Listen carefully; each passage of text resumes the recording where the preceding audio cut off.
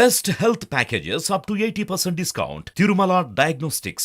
నమస్కారం. మీరు చూస్తుంది India's largest digital media network Suman TV. మనతో పాటు ఉన్నారు ప్రముఖ ఆధ్యాత్మికవేత్త అనంతలక్ష్మి అమ్మ గారు. నమస్తే అమ్మా. నమస్తే అమ్మా. ఈ రోజుల్లో నిద్రలేమి ప్రతి ఒక్కరి సమస్య. సో రాత్రులు చక్కగా నిద్రపోవాలంటే మైండ్ ని ఎలా సెట్ చేసుకోవాలంటారు? పెద్దవాళ్ళు చిన్నవాళ్ళు కూడా. మనకి పూర్వులు శయన శాస్త్రం అని ఒకటి చెప్పారమ్మా. అంటే హాయిగా నిద్రపోవడానికి కొన్ని నియమాలు చెప్పారు. కొన్ని ఉంటే నిద్ర బాగా పడుతుంది. ఏమిటంటే గదిలోకి గాలి ధారాళంగా వస్తూ వెడుతూ ఉండాలి. 2 కిటికీలు ఉండాలి. 2 ఏవైనా కిటికీలు కానీ తలుపు కానీ ఏదైనా ఇటు నుంచి వచ్చి గోడ కొట్టుకుని ఇక్కడ ఉండిపోకూడదు. ఇటు నుంచి ఇంకో చోటకి వెళ్ళేట్టు ఉండాలి. 2 అది ఎదురుగా ఉంటే మంచిదే, ఇలా పక్కకున్నా పర్వాలేదు, 2 ఉండాలి. గాలి ధారాళంగా రావాలి, మంచి వెలుగు ఉండాలి. ఈ వెలుగు ఏంటి? పగటిపూటకు సంబంధించి. పగలంతా వెలుగు ఉన్నట్టయితే బ్యాక్టీరియా ఉండదు లోపల. ఇంట్లో గాలి వెలుగు వచ్చే గదిలో రాత్రిపూట చిన్న దీపం వెలిగించి, దీపం లేకుండా గదిలో ఉండకూడదు, చిన్న దీపం వెలిగించి ఉండాలి. తర్వాత దీపం అంటే లైట్. దీపం అంటే లైట్. ఇంకా నిజం చెప్పాలంటే ఆముదపు దీపం కానీ నువ్వుల నూనె దీపం కానీ పెట్టినట్టే ఆరోగ్యానికి మంచిదని చెప్తారు. బెడ్రూమ్స్ లో. అంటే మనం ఇప్పుడు పెట్టుకోవడానికి లేదు, మనం ఏసీలు వేసుకుని తలుపులు బిగిస్తాం కదా, పొగొచ్చి ఇబ్బంది పడతాం, గాలి వెళ్ళేటటువంటి వాటికి. అందువల్ల దాని గురించి మాట్లాడటలేదు నేను. అది మంచిది అసలు. తర్వాత ఇది కాక గదిలో మంచి పరిమళం ఉండాలి, సువాసన ఉండాలి. కొన్ని రకాలైనటువంటి వాసనలకి నిద్ర కలిగించే లక్షణం ఉంటుంది ఏదైనా కొంచెం. అందుకే పూర్వకాలం గదుల్లో పరిమళం ఉండేట్టు అగరొత్తులు అవి వెలిగించారు. ఇప్పుడు కొన్ని సందర్భాల్లోనే వెలిగిస్తున్నారు. పూర్వం ఏం చేసేవాళ్ళు అంటే సంధ్యా సమయంలో ఒక సాంబ్రాణి వేసేవారు. సాంబ్రాణి వేసి ఇల్లంతా తిప్పేవారు. దాంతో ఈ సాంబ్రాణి వాసనకి వాసన బాగుంటుంది. తర్వాత దోమలు, ఈగలు, చిన్న నుసములు లాంటివి ఉండకుండా పోతాయి. ఇది పరిమళం ఒకటి ఉండాలి. తర్వాత మంచం బాగుండాలి. మంచానికి లక్షణాలు పంచశయనము అని ఒకటి ఉంది. అంటే 5 లక్షణాలు ఉండాలట పక్కకి. ఒకటి ఎత్తు ఉండాలి, అంటే కొంచెం ఎత్తుగా, మరీ నేలబారుగా కాకుండా ఎత్తుగా ఉండాలి. తర్వాత మెత్తగా, ఒకటి ఎత్తు మెత్తగా ఉండాలి. తర్వాత విశాలంగా ఉండాలి, దొర్లితే పడిపోతాము అనే సమస్య లేకుండా. తెల్లగా ఉండాలి, చల్లగా ఉండాలి. ఈ 5 లక్షణాలు మంచానికి ఉండాలట. అప్పుడైతే హాయిగా నిద్రపడుతుంది. ఆలోచించండి. చెప్తుంటేనే అర్థమైపోయింది కదా. ఇలా ఉన్నటువంటి దాంట్లో చిన్న దీపం వెలిగించి కాస్త పరిమళంగా ఉన్నట్టయితే గది సిద్ధంగా ఉంది. తర్వాత తల ఎప్పుడు కూడా దక్షిణం వైపు పెట్టుకోవాలి, లేదంటే తూర్పు వైపు పెట్టుకోవాలి. ఎప్పుడు ఉత్తరానికి తల పెట్టుకోకూడదు. ఎందుకంటే దీనికి సంబంధించి మన శరీరం ఒక అయస్కాంతం కదా, అలాగే భూమికి ఒక అయస్కాంతం ఉంది కదా. ఈ లెక్క ప్రకారం ఆ రిపెల్లింగ్, అట్రాక్షన్ అన్న కారణాలు ఉంటాయి. దీనికి కూడా మన శరీరంలో ఉండేటటువంటి రక్తం, ఆ రక్తంలో ఉండే ఐరన్, అది అక్కడ అట్రాక్ట్ అవటం, ఇదంతా శాస్త్రీయంగా చెప్తారు. సరే, ఇది రూల్ దాకా వెళ్ళకపోయినా, శాస్త్రం దాకా వెళ్ళకపోయినా ఉత్తరం వైపు తలపెట్టుకోకూడదు అనేది సిద్ధాంతం. ఇది అయిపోయింది. ఇది అయిన తర్వాత పడగదిలోకి వెళ్ళబోయే ముందు కొన్ని లక్షణాలు ఉంటే బాగా నిద్రపడుతుంది.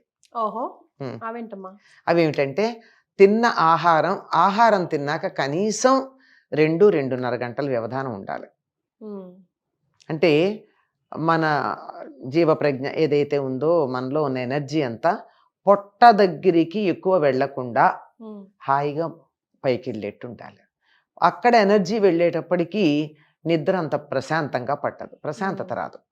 కనుక తిన్న తర్వాత కొంచెం గ్యాప్ ఉండాలి. మినిమం 2 అవర్స్ మాక్సిమం చెప్తారు. 3 గంటలు ఈ రోజుల్లో అది సాధ్యమయ్యే పని కాదు. పూర్వకాలం 6:30-7 లోపల భోజనాలు చేసేవారు కనుక 9:00కో 10:00కో పడుకుంటే గ్యాప్ ఉండేది. ఇప్పుడు అది వీలు కాదు కనుక కొంచెం తేలిగ్గా తినాలి. భోజనం కూడా ఏం చెప్తారు? పొద్దున బాగా తినండి, మధ్యాహ్నం ఓ మాదిరిగా తినండి, రాత్రి చాలా తేలిగ్గా తినండి అని చెప్తారు. ఇంగ్లీష్లో కూడా eat like a prince in your breakfast, like a king in the afternoon, like a pauper in the night అని చెప్తారు. అట్లా తేలిగ్గా తినాలి. తేలికగా తిని అంటే అరుగుదల మీద శక్తి వెళ్ళకూడదు, వీలైనంత వరకు అరిగిపోయి ఉండాలి. అలా గనక ఉన్నట్టయితే త్వరగా నిద్ర పడుతుంది. ఇది ఆహార నియమం అయితే పడుకోబోయే ముందు కాళ్ళు చేతులు చక్కగా కడుక్కుని వీలైతే స్నానం చేసి, అంటే అన్నం తిన్నాక స్నానం చేయకూడదు కనుక భోజనానికి ముందే స్నానం చేసి ఉండాలి కనుక కాళ్ళు చేతులు కడుక్కుని శుభ్రంగా వచ్చి పడుకోవాలి. ఏదైనా 1, 2 అవసరాలు కనుక ఉన్నట్టయితే వాటిని తీర్చుకుని కాళ్ళు చేతులు వచ్చి కడుక్కుని పడుకోవడం మంచిది. ఎందుకంటే బాగా నిద్రపోతున్నప్పుడు ఈ అవసరాలకు ఒకసారి లేచామనుకోండి మళ్ళీ నిద్ర పట్టడం ఇబ్బంది అవుతుంది చాలా మందికి. కొంతమందికి సమస్య ఉండదు కానీ ఇబ్బంది అవుతుంది. అనారోగ్యాలు ఉన్నాయి, కిడ్నీ ప్రాబ్లమ్స్ ఏవో ఉన్నట్టయితే డయూరిటిక్ అయినట్టయితే లేస్తారు. ఇంకా దానికి మనం చేయగలిగింది ఏమీ లేదు.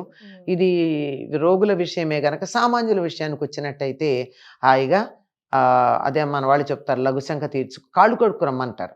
కాళ్ళు కడుక్కుని రమ్మనడంలో అర్థం ఏంటంటే ఒకసారి యూరిన్ ఏదన్నా ఉంటే వెళ్ళేసి అప్పుడు కాళ్ళు కడుక్కొని రావడం.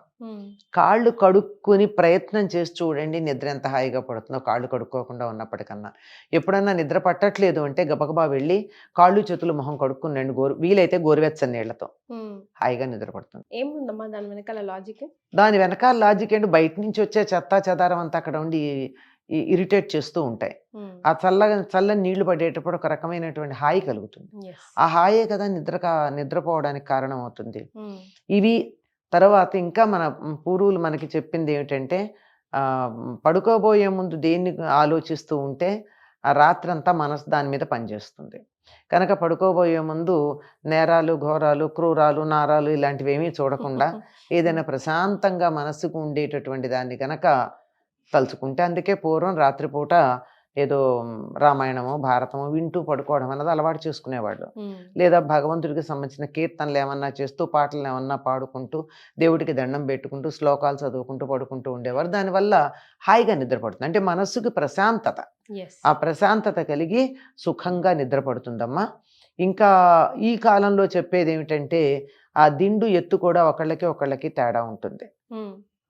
తల కింద పెట్టుకునేది అది కూడా సౌకర్యంగా చూసుకుని ఎంతవరకు పెట్టుకోవాలి అన్నది చూసుకున్నట్టయితే ఇది ఆరోగ్యంగా ఉన్నటువంటి వాళ్ళకి బాగా నిద్ర పట్టే చిట్కాలమ్మా.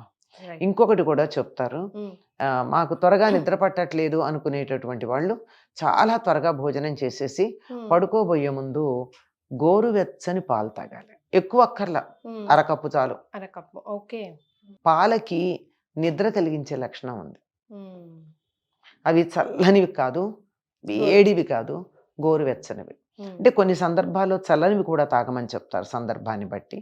కానీ గోరువెచ్చ మరీ వేడి ఉండకూడదు. మనం కాఫీ టీలు తాగేటంత వేడి కాదు, జస్ట్ గబగబా చప్పరించి తాగేటంత వేడిగా ఉంటే అవి బాగా మంచి ఎఫెక్ట్ కలిగిస్తాయి.